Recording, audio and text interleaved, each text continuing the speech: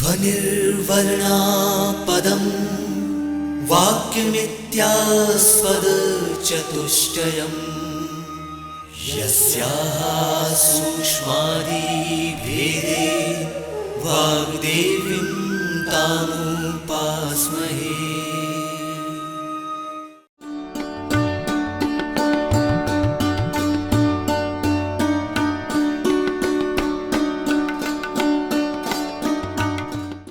विद्यार्थियों,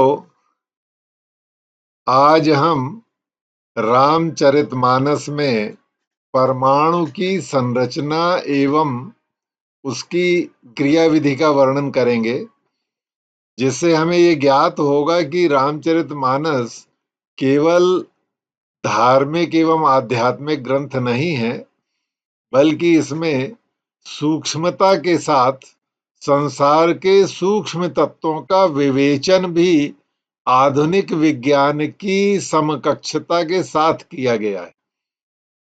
रामचरितमानस और हमारे अन्य ग्रंथ जितने हैं जो आध्यात्मिकता एवं धार्मिकता को बताते हैं, वो हमेशा कहते हैं सत्यम परम धीमहि, अर्थात हमारे ऋषियों का सांद्रण और केंद्र सत्य की खोज हुआ करता था, और वह भी परम सत्य की खोज।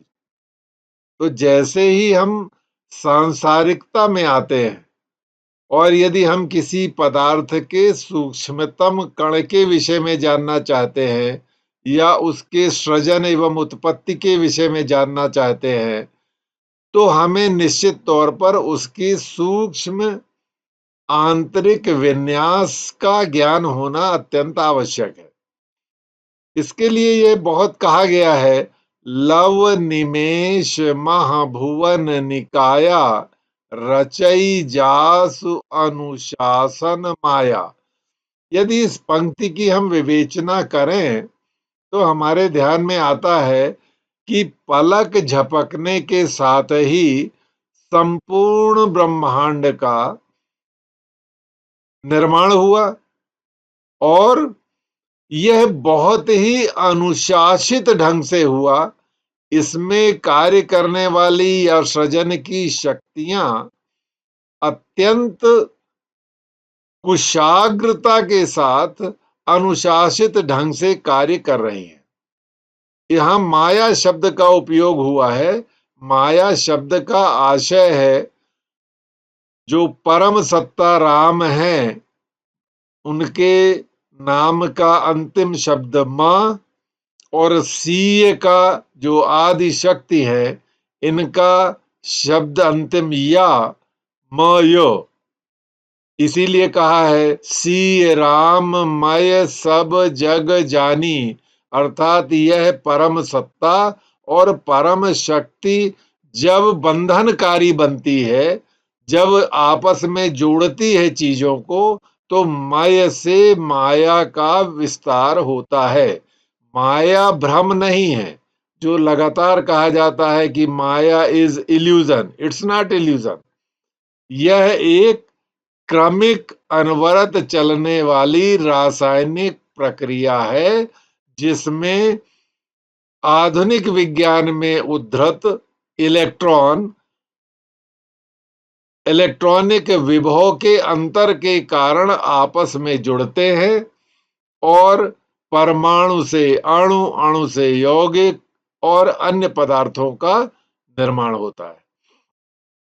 इस निर्माण में जैसे मैंने कहा कि यह माया है, म और या मिल रहे हैं, इनके बीच में बंधन बन रहा है।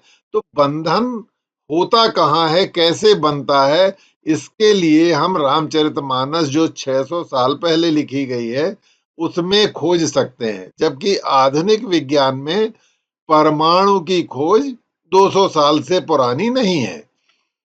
जैसा दूसरे शब्दों में कहें, मानस ने लिखा लव निमेष परमाणु जुग बरस कलप सर चंड भजस न मन तेहि राम को काल जासु को दंड।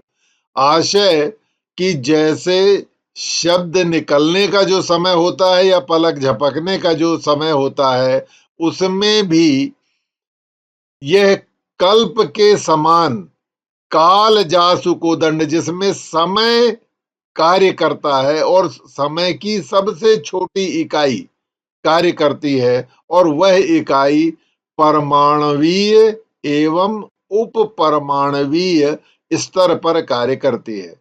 अब आधुनिक विज्ञान को यदि देखें तो परमाणु की संरचना में 3 मुख्य अवयव पाए जाते हैं: इलेक्ट्रॉन, प्रोटॉन और न्यूट्रॉन। इनके लिए मानस में तीनों के लिए बहुत अच्छी व्यंजना दे रखी है। लिखा है, तुम सम रूप ब्रह्म अविनाशी, सदा एक रस सहज उदासी। अर्थात यह ब्रह्म का कारण जो सदैव सब में उपस्थित है, ऐसा उदास रहने वाला न्यूट्रॉन प्रोटॉन के साथ केंद्र में परमाणु के स्थित रहता है, जिससे परमाणु का एक आकार बनता है। दूसरे अवयव के लिए लिखा है, सर्व सर्वगत सर्व उरालय, बससी सदा हम कहूं परिपालय। केंद्र में प्रोटॉन के रूप में हमेशा उत्पन्न होने वाला, सबके हृदय में, परमाणु के हृदय में रहने वाला सर्व सर्वगत सर्व उरालय, बससी सदा हम कहूं परिपालय। यह हमेशा परमाणु को बनाए रखने के लिए परमाणु के केंद्र में उदासी तत्व अर्थात न्यूट्रॉन के साथ परमाणु का केंद्रक बनाता है। और यदि परमाणु में प्रोटॉन और न्यूट्रॉन नहीं हो तो शायद इसमें संरचना का अभाव हो जाएगा, परमाणु आकार नहीं ले सकेगा। तीसरा जो अवयव है वह है इलेक्ट्रॉन, जो परमाणु के बाह्य भाग में रहता है। इसके लिए लिखा है, अकल अगुण अज अनघ अनामय, अजित अमोघ शक्ति करुणामय।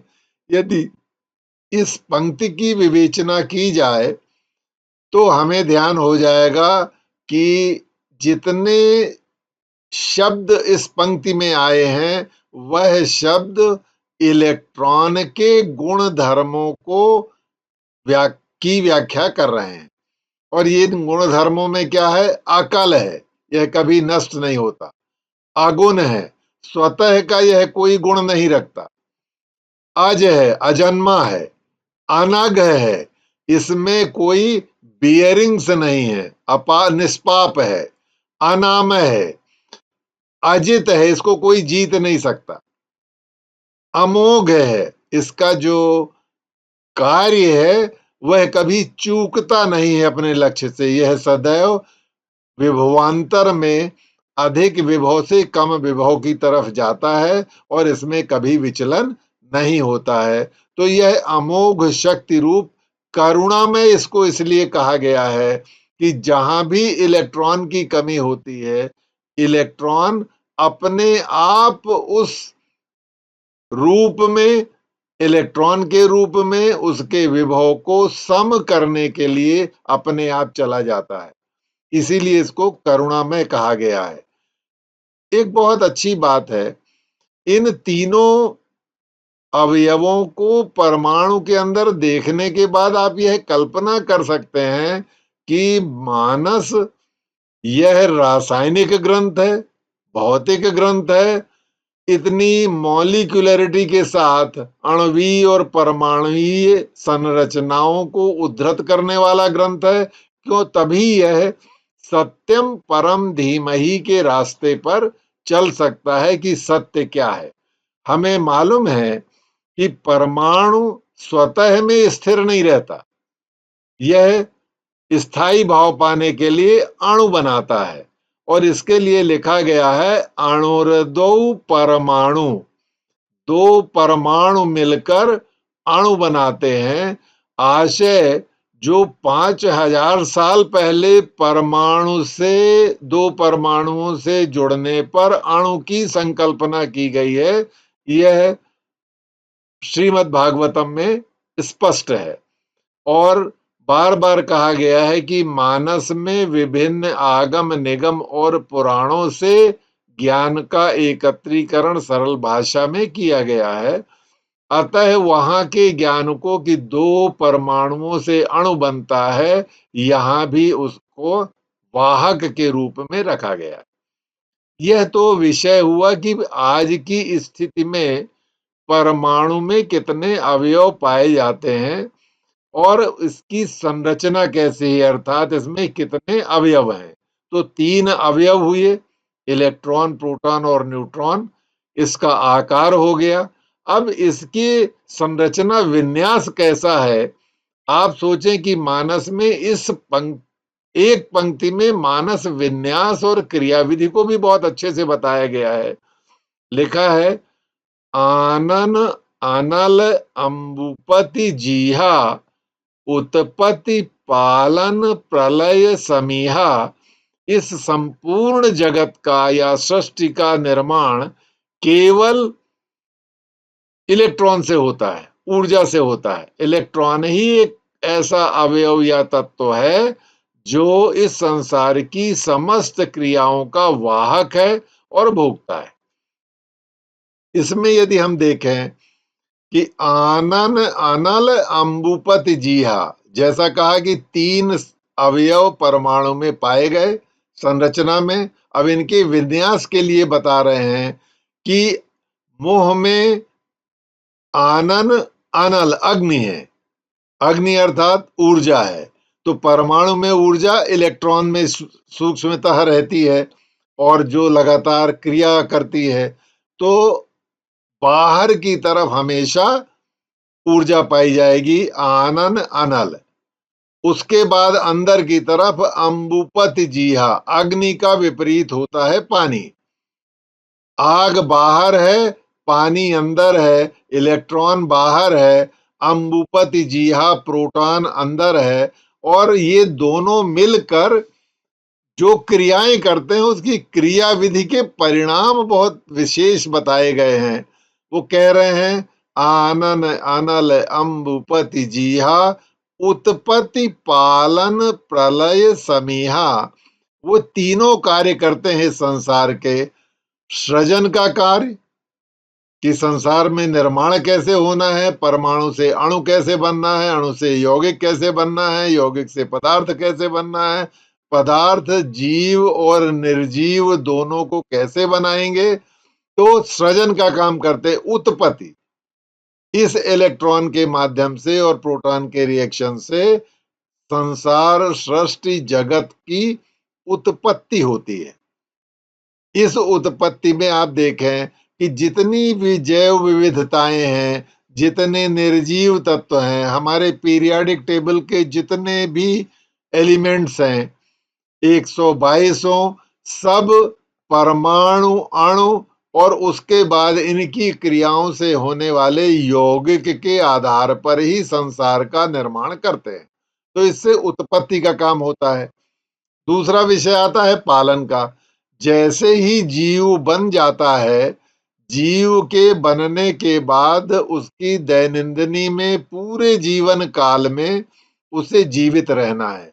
और जीवित रहने के लिए भी 3 तरह की क्रियाएं होती हैं कि एक जीव से, एक कोशा से दूसरी कोशा का निर्माण, उस कोशा को बनाए रखने के लिए पोषण की आवश्यकता, और उस पोषण में होने के बाद जो तत्व आवश्यक नहीं है उनको पुनः विघटित करके अन्य पदार्थों में परिवर्तित करने का कार्य।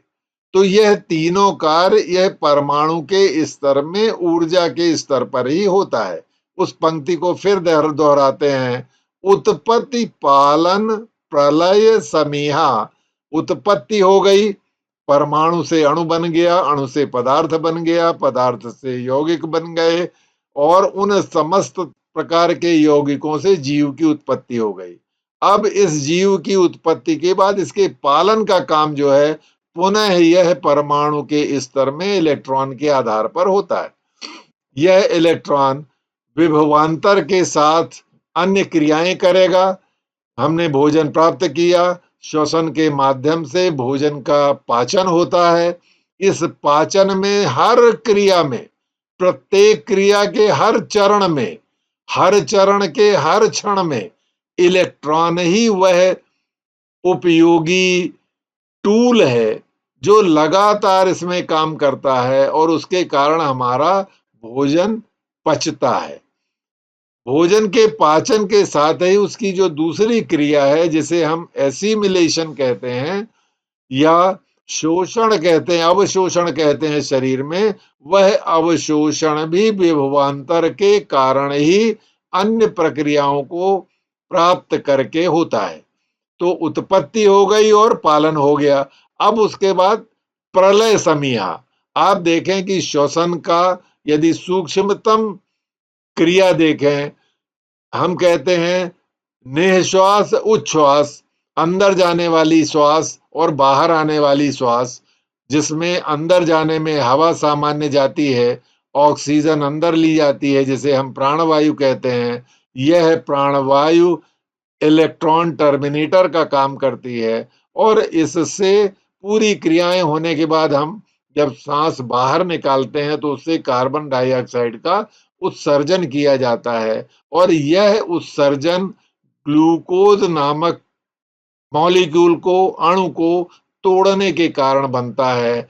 प्रलय, यहाँ ग्लूकोज का विघटन हो रहा है, ग्लूकोज का प्रलय हो रहा है और यदि सारा ग्लूकोज कोशिका का या शरीर का या जीव का विघटित हो जाए तो वह प्रलय की स्थिति में आ जाएगा और जीव की उत्पत्ति का अंत, पालन का अंत हो जाएगा और वह मृत प्राय हो जाएगा।